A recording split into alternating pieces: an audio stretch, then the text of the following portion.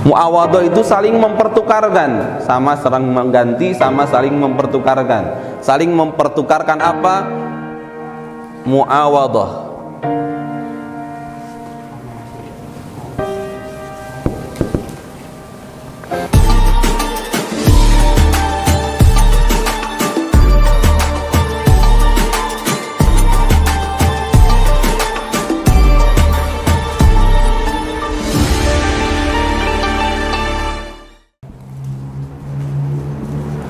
Muawadhah itu saling mempertukarkan, sama saling mengganti, sama saling mempertukarkan. Saling mempertukarkan apa? Muawadhah.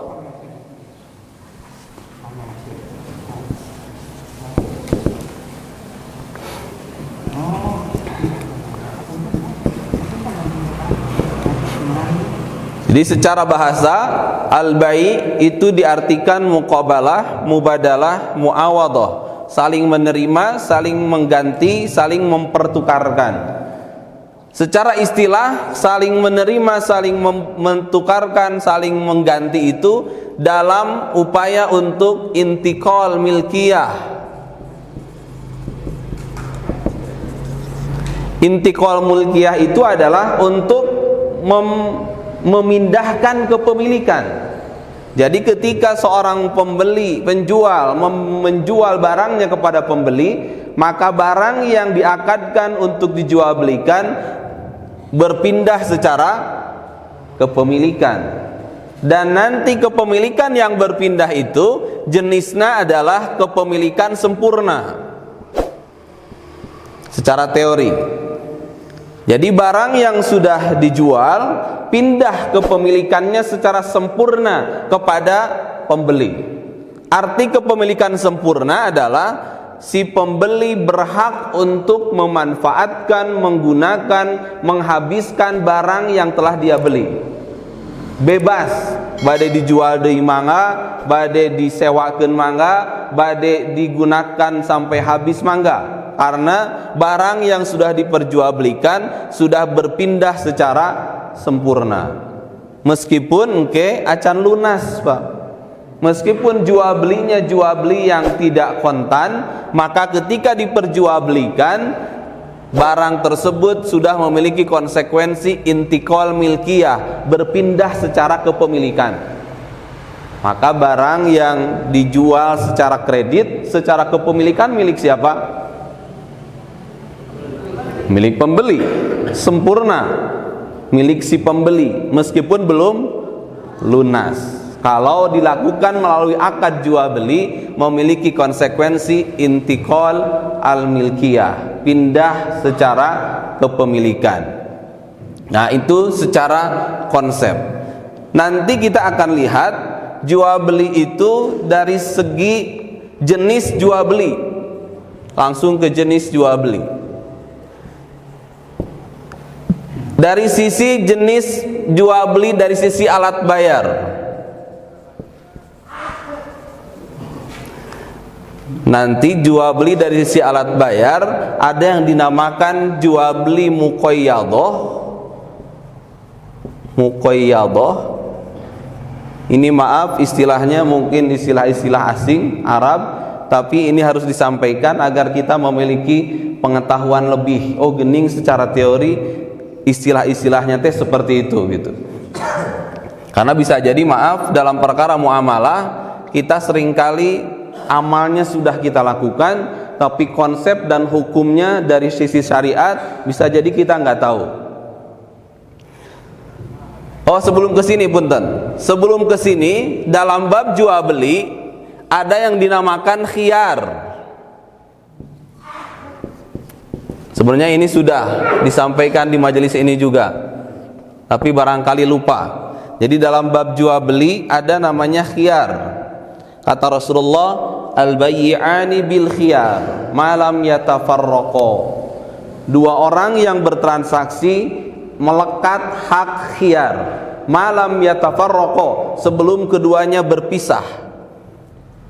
Jadi ini harus diketahui bersama, dalam bab jual beli ada namanya khiyar. Khiyar itu apa, Pak? opsi untuk melanjutkan transaksi atau membatalkan transaksi.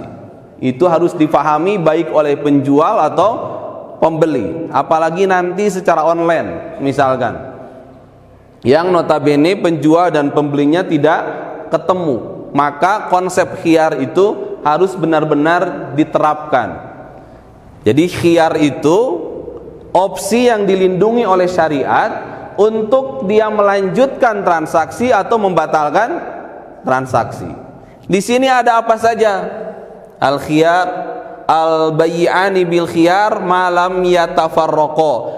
Dua orang yang bertransaksi melekat hak khiyar malam yatafarraqa, sebelum keduanya berpisah. Berpisah dari mana? Berpisah dari majlis akad. Berarti khiyar yang pertama adalah khiyar majlis.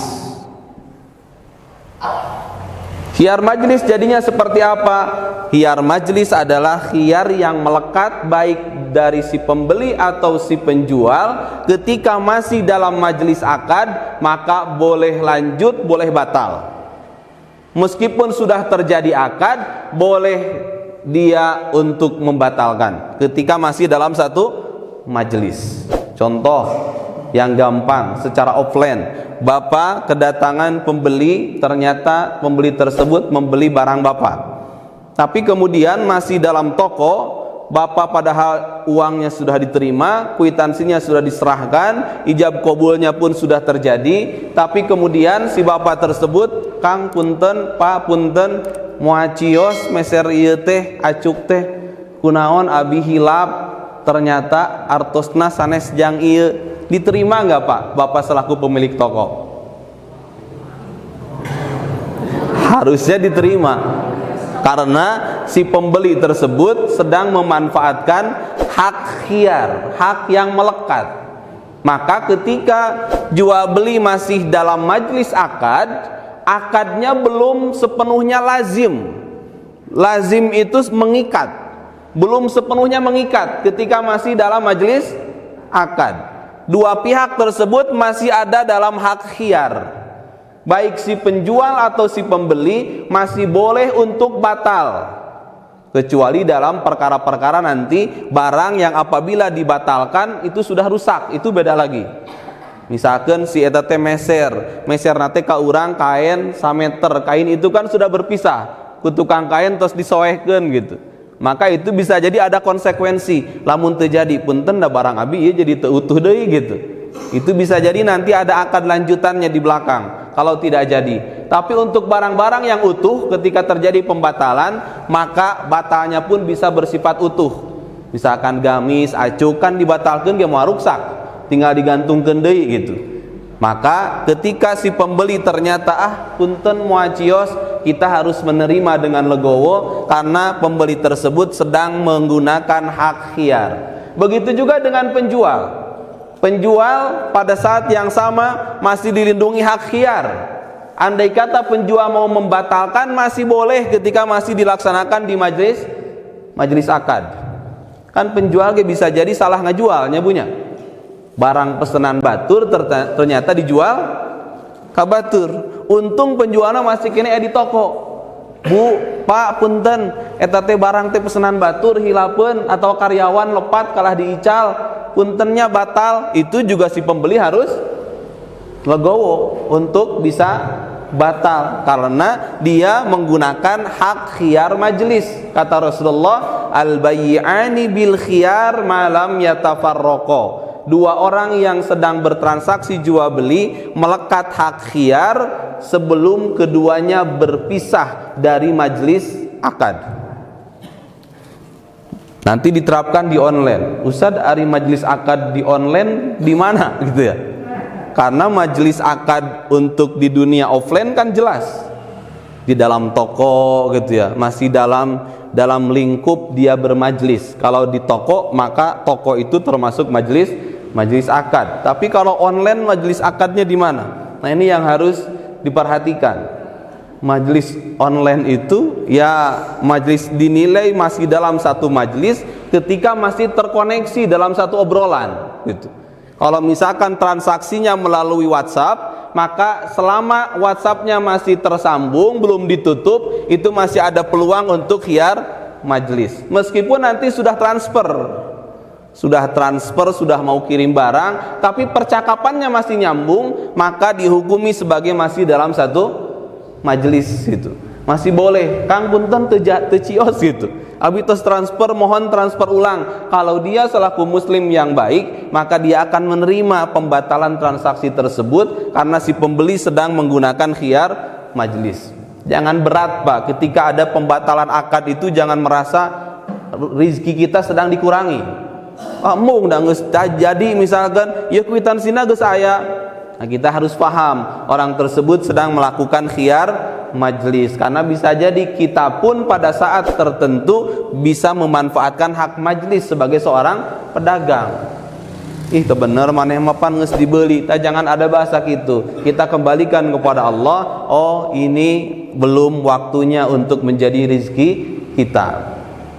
Bahkan nanti bukan lagi hak majlis, nanti selaku kaum mukminin Rasul jelaskan, andai kata ada terjadi pembatalan transaksi, jangan menjadikan kita risau, jangan menjadikan kita ternyata menjadi stres, gak boleh. Karena Rasul memberikan kabar gembira, setiap terjadi pembatalan akad, ini di luar konteks khiyar majlis ya, dia mah akad geus jadi, geus teu kaci khiyar majlis, terus teu kaci dibatalkeun, tapi ternyata aya pembeli nu ngabatalkeun, kan aya we nu kitu nya punya. Terus teu kaci dibatalkeun ya, secara hukum ge ibu jeung bapak teh meunang gitu. Tapi ternyata eta teh ngotot we hayang batal gitu. Pokona mah batalkeun, abi mah teu terangna naon hoyong batal, kan nanti ada konsumen-konsumen yang seperti itu. Maka ketika kita menerima pembatalan akad seperti itu, Allah ganti menjadi pahala berupa penghapusan dosa. Jadi dalam hadis ada dikatakan, man aqala nadiman bai'atahu aqalallahu asratahu yaumal qiyamah. Barang siapa yang menerima pembatalan transaksi padahal transaksinya sudah sah, padahal transaksinya sudah jadi, padahal transaksinya sudah mengikat, tidak boleh dibatalkan sepihak, tapi ketika ada pembatalan sepihak kita menerima dengan ikhlas, maka kata Rasulullah, aqalallahu asratahu yaumal qiyamah, Allah melakukan penghapusan dosanya pada hari kiamat.